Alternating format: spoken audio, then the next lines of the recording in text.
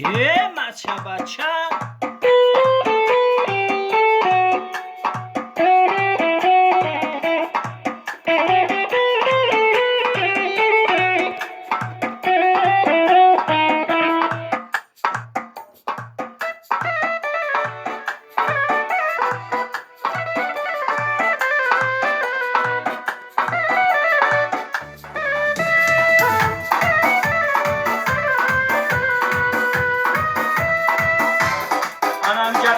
چی باشه که تر آنم خیلی چی نشه بچه یه بله بله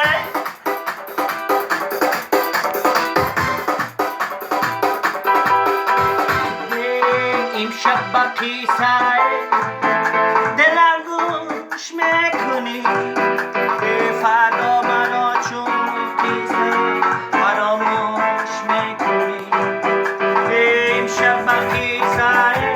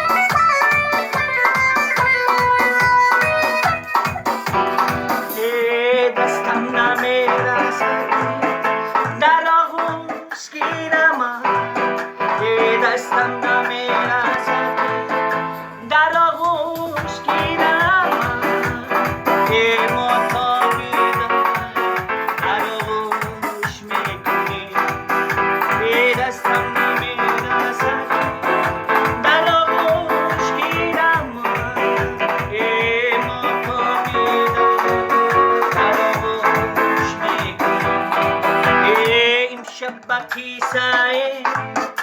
دلم گوش میکنی فردا مرا چون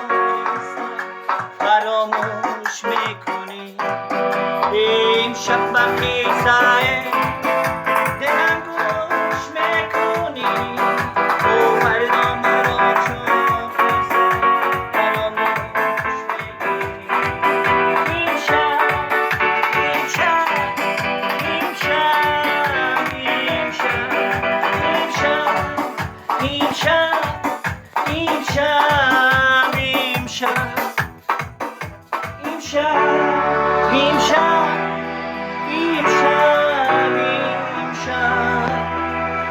بگذار که هیچ کس رو فراموش نکنید باید ما باشین زنده باشین ما با شماییم